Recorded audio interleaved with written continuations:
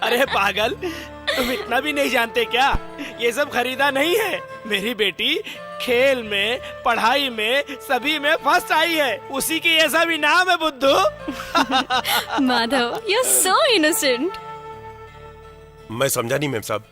अरे मैंने कहा तुम बहुत भोले हो। अरे प्रिया, ये माधव गांव के लिए एक आईने की तरह है। ये जब हंसता है तो लोग हंसते हैं, रोता है तो रोते हैं। तुम्हारे माँ के गुजर जाने के बाद भी तुम्हें माँ बाप दोनों का प्यार दिया है। बस तुम्हारी शादी करवा के मेरे वंश के चिराग को हाथ में लेकर एक बार खिलाने से ही मेरा जीवन सफल हो जाएगा। अब तक मैंने तुम्हारी हर बात मानी है, पर आज के बाद जो कहूँगा वही करोगी, समझ गई? आप बस हुक्म कीजिए मालिक। सारे गांव में छप्पड़ बांधकर, रंगोली कराकर, हाँ, पास के सारे गांव वालों को खाना खिलाकर धूमधाम से शादी करवा देते हैं। दुल्हन को उसके दूल्हे के घर की विदाई होने तक पूरे काम मैं करूंगा। हेलो, बस बस बस, शुरू हो गए तो खत्म होने का नाम ही नहीं लेते। एडवांस टेक्नोलॉजी एग्रीकल्चर के बारे में पढ़ कर आई हूँ मैं। इस अभ्यास का यहाँ प्रयोग करके किसानों की समस्या दूर करके जैसा बाप वैसी बेटी कहलाना चाहूंगी।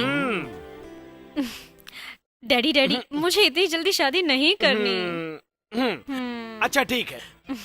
वैसे एक बात जान लो, तुम जिस दिन तुम्हारी किस्मत में शादी लिखी होगी उस दिन शादी होकर रहेगी, ठीक है? जैसी तुम्हारी मर्जी। माधव जी मालिक। मेम साहब को ले जाकर हमारी जगह, खेती बाड़ी सब कुछ दिखाकर लेकर आओ। मेम साहब जो भी मांगे मना मत करना, समझ गए ना? आपने जो एक बार कह दिया समझो हो गया। इस गांव में बस मैं हूँ एक सयाना, लुभाता है सबका दिल मेरा गाना, जब मैं अपना मुंह खोलता हूँ। ये क्या होता है दीवाना? तेरी जात का।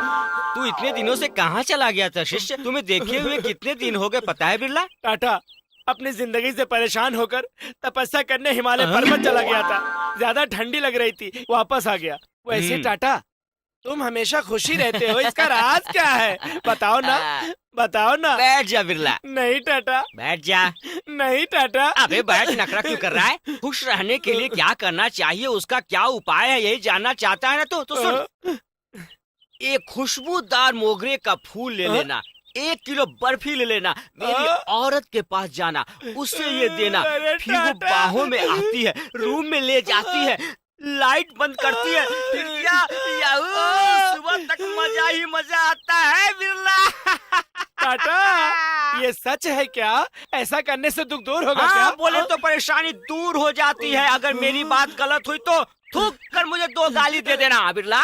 टाटा अभी जाता हूँ। उधर कहाँ जाता है? वहाँ शमशान घाट है, मुर्दे मिलेंगे। अबे तेरी तो निकल जाएगी, इस रास्ते से जा जा। टाटा, तुमने सुख पाने का रास्ता दिखाया है, मुझे आशीर्वाद दो। तेरी इच्छा पूरी करे, जा बिरला जा। अरे अरे अरे, तुमने मुझे क्या समझ रखा है? फूल और मिठाई लाते हो, कुत्ते की औलाद, सुअर की औलाद, हरामी की औलाद। तेरे घर में माँ बहन नहीं है क्या? तेरी हिम्मत कैसे? अरे ये क्या कर रही हो तुम? क्यों मार रही हो इस बच्चे को? तुम्हें ये बच्चा लगता है? ये तो 10 वर्षों का बाप लगता है, लावारिस कहीं का। ऐसी क्यों बात कर रही हो? आखिर इसने किया ही क्या है? वो सब मैं अपने मुंह से कहूँ क्या? जरा इसे देखो देखो, जो करना था कर लिया, अब चुपचाप खड़ा है। इसे पूछिए। तेरी जात का, तू इधर आ। क्या किया है तूने?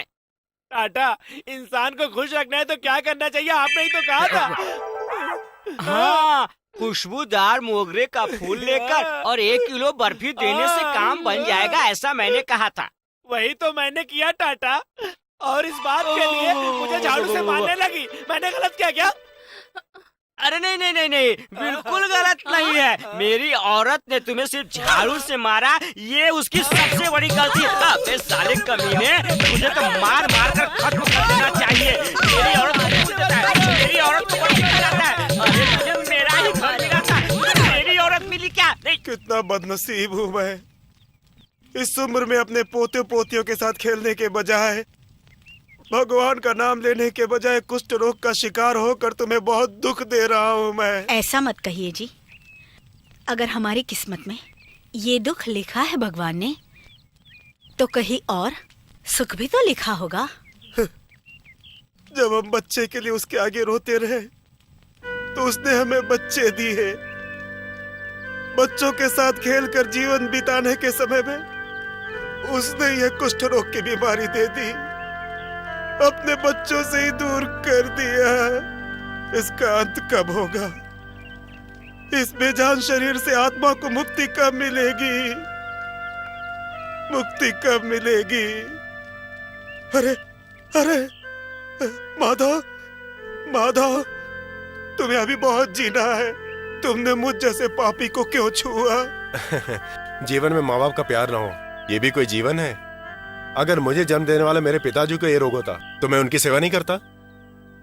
अपने माँ बाप को भुलाकर अपनी पत्नी के साथ खुश है वो इसी गांव में रहता है। खुद की औलाद को ये रोग ना लगे इसीलिए दूर रहता है। तुम्हें देखकर ऐसा लगता है बेटा कि तुम हमारे सगे बेटे जैसे ही हो। माँ, मेरे होश संभालने से पहले ही मेरी माँ गुजर चुकी थी। मुझे आपने माधव नाम दिया, अपने आंगन में खेलने दिया, मुझे भूख लगने पर खाना भी खिलाया। क्या खून का रिश्ता ही सबसे बढ़कर होता है? इस अनाथ की ऐसी किस्मत नहीं है क्या? बोलो माँ। हम लोगों के होते हुए तुम अनाथ कैसे हो सकते हो? तुम अनाथ नहीं हो, तुम तो हमारे ही बेटे हो। इस जन्म में भगवान से मैं यही मांगूंगी कि अगले जन्म में तू ही मेरा बेटा बनकर पैदा हो जाए। रो मत माँ, बुरा लगता है। भूल गया, वो शहर से मैंने मालिश करने का तेल लाया था। इसे पिताजी को लगाकर गर्म पानी से नहलाओ, दर्द चला जाएगा और ताकत भी वापस आ जाएगी। लो, मैं चलता हूँ।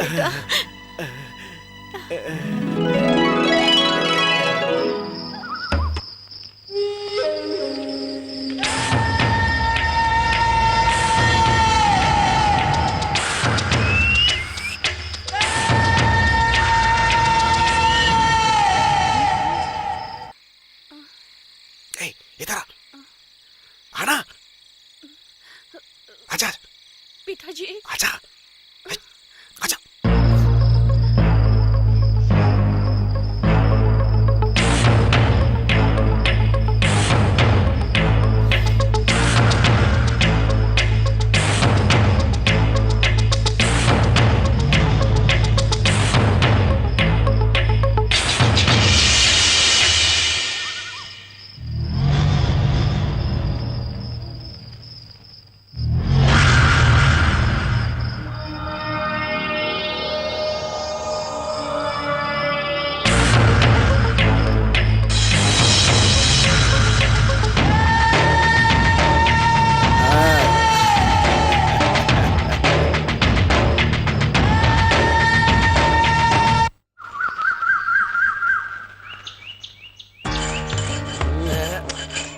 बहुत दिनों से साफ नहीं किया हूँ, जाम हो गया है।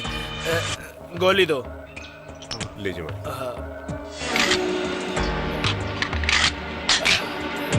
सरकार के हाथ में बंदूक है, मतलब लगता है आज किसी का शिकार होकर रहेगा। कह रहे हो।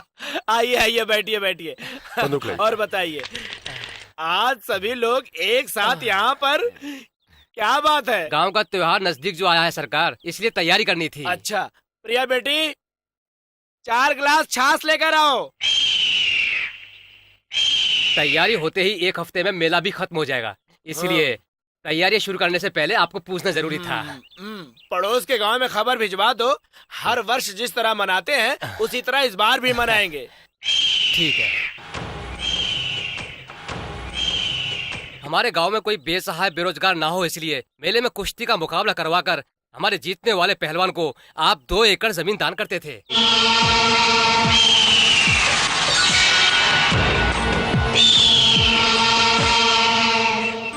ये बात आपको पहले बताकर बाद में सब काम शुरू करना चाह रहे थे। हमारे पहलवानों के साथ साथ बेसहारा लोगों को सहारा मिलने के लिए अब तक 2 एकड़ जमीन दिया करता था।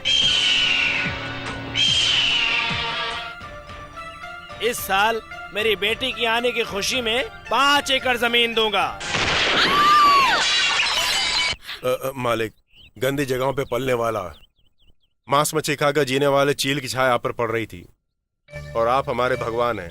इसी वजह से मैंने मंगल कार्य होते वक्त अमंगल छाया पड़नी नहीं चाहिए, इसलिए उसे उड़ा दिया मालिक। अरे तुम तो अजीब आदमी हो।